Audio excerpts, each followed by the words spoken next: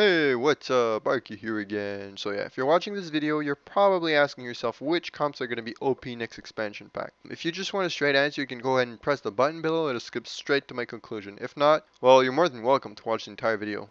But you gotta keep in mind though, it's not an easy question. No one can give you a straight answer. If you go check out the forums, you'll notice that every post contradicts the previous one. No one really agrees on anything when it comes to these kinds of questions. So yeah, keep in mind, I may very well be completely wrong on this one. So here we go, I hope you enjoy. Let's take a look at how gear will evolve over season 12. Keep in mind, based on the last two seasons, the first couple of weeks are going to be really important since we've always seen a massive MMR crash in the first 2 months of the last two seasons. Assuming this could very well happen again, we'll take into consideration all the possible different state of gear throughout the entire season. On this chart, I've added two important milestones which always happen every season. In the first 2 weeks, most people will farm their honor gear, so the item level goes up really fast from heroic blue gear to honor PvP gear. Although the item level system in MOP is slightly different, I've normalized it to show item level according to the old Cataclysm system. The second milestone happens around week 16 where people usually have all their best in slot items. At that point, the item level stalls for the rest of the season. So yeah, based on this chart, let's take a look at how Resil will be evolving. The first thing you want to notice is the introduction of the 30% baseline damage reduction. This really changes a lot compared to all of the seasons before. The difference between early season 12 and late season 12 in terms of damage reduction is a lot smaller than usual. I just want to comment about two things on this chart. First, resilience doesn't always scale linearly, but DRs really don't kick in before much later, so I don't think we have to worry about it till season 13. And the other thing is we could also worry about HP pools, which will be scaling, but even though it's a survivability stat, well, the difference between dungeon gear and best in slot PvP gear is fairly small. You only go from like 300k to 375k, so let's neglect it just to keep it simple. This next chart represents the theoretical gain in terms of DPS on a target dummy. The honor gear has exactly the same DPS stats as the dungeon gear. That's why the DPS won't be scaling at all when people upgrade to honor gear. We'll have to wait until much later in the season to see bigger numbers on target dummies. The honor gear does provide a lot of resilience and a lot of PvP power. So let's see what happens when we factor these in.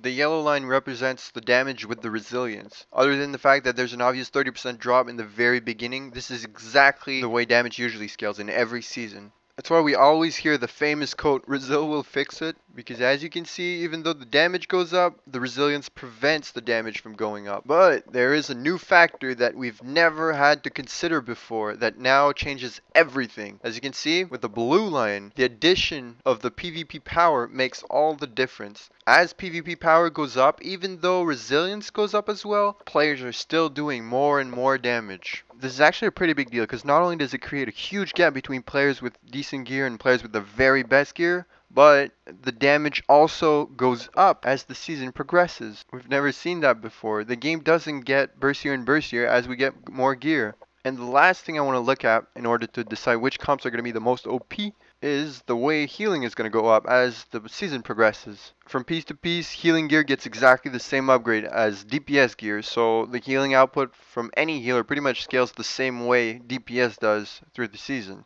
But there's one very important difference you got to keep in mind, and it's the fact that unlike DPS, healing is not affected by resilience and is in fact affected by PvP power. Because of this, healing output will scale so fast through the season. Healing early season 12 will have nothing to do with healing late season 12. So healing getting higher and higher, DPS getting higher and higher. Kinda sounds like Wrath of Lich King, to be honest. But yeah, the season starts with good DPS output but fairly low healing output. So healing will be much harder at first. So I'm thinking that comps that are able to get that initial pressure on the other team will perform very well early season 12. For the people willing to play an elemental shaman in season 12, well, you couldn't pick a worse class in these types of scenario because as a shaman, you will never get the opener, ever. You're always forced to play defensive until the other team finishes its opener. And if you're going to get opened on, well, your healer is going to play a big role in trying to keep you alive. And considering his healing output isn't even half what it's balanced around, well, it's going to be really hard for him to keep you up. But for the second half of Season 12, when the damage is higher and the healing is higher, just about every comp will become more viable. Although I honestly doubt Ellie will still be doing much better, I think it's going to be a great time for enhancement. Enhancement can really bring that precious, consistent pressure in these types of environment where damage and healing are really high and where instant CC is really precious. About Resto Shamans, well, in MOP, more than ever before, they have a ton load of survivability and healing cooldowns. Although they'll probably run super fast, They have a lot of CDs, and that's probably going to be enough to keep their partners alive until they can score a kill. Just as long as you run something super bursty or something with like really high initial pressure or good consistent pressure, you should be good.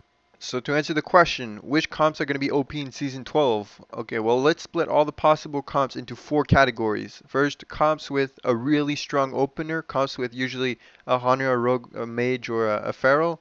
Comps like PMR, PhD, Thug Cleave, Jungle Cleave. Then you have comps with really high consistent cleave pressure, usually with warriors, DKs, red paladins, enhancement shamans, or windwalker monks, such as Kitty Cleave, TSG Vanguard, Shadow Cleave, or Turbo Cleave.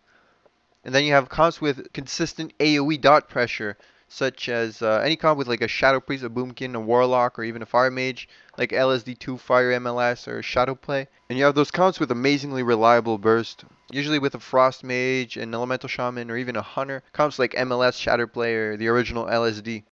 Well, according to what I've said before, I think the first category is going to be super dominant early Season 12. Just grab a rogue, team up with anything that kind of works, and you're set.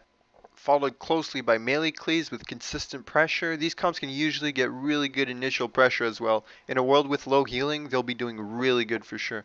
The other two categories rely on heals. Casters also need really high haste values in order to do really good damage. So honestly, I doubt they'll be doing very good in honor gear. Mid-season 12 though, things will change a bit. This is where we're going to see a lot more locks queuing. If the MMR system hasn't crashed by then, well, my guess is melee cleaves will take the lead. Consistent pressure is going to be key, followed by pretty much all the other categories. So if you want a safe bet, a safe comp for Season 12, start making friends with melee classes like warriors, rets, DKs, and monks. That's it for now. Thanks a lot for watching. Peace out.